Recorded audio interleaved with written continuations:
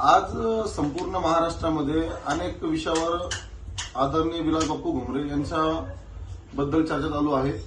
मी पैठणचे भाग्यविधाते आमदार आमचे नेते विलास बापू घुमरे साहेब यांचं आज खरंच एक अभिनंदन व्यक्त करतो। त्यांनी त्यांच्या स्वतःच्या मुलाला आज मतदान प्रक्रियेमध्ये संपूर्ण परिवारासह घेऊन गेले आणि मतदान प्रक्रिया काय असते आणि येणाऱ्या भविष्यामध्ये मतदान आणि लोकशाहीचा अधिकार काय असतो हे शिकवण्यात त्यांनी प्रयत्न केला। त्याबद्दल त्यांचं स्वागत करणे अतिशय मी मनापासून स्वागत करतो।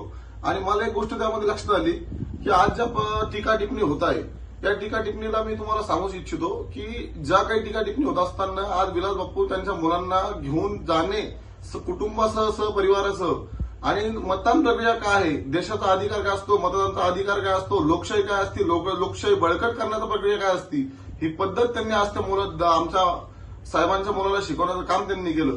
त्याबद्दल सर्वांना मी त्या गोष्टीचा एकदम आनंद व्यक्त कुठेतरी होत आहे आणि त्यांच्यावर काही टीका टिप्पणी होत आहे ही सर्वांना चुकीची प्रकारची आहे।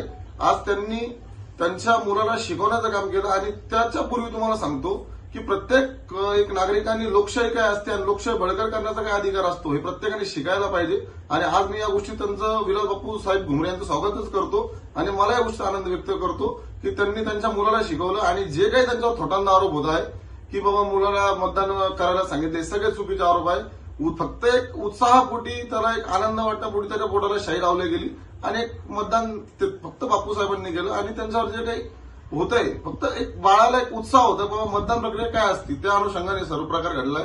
यात कुठेही काही नाही, याचं उलट अभिनंदन स्वागत करायला पाहिजे असे मला वाटते।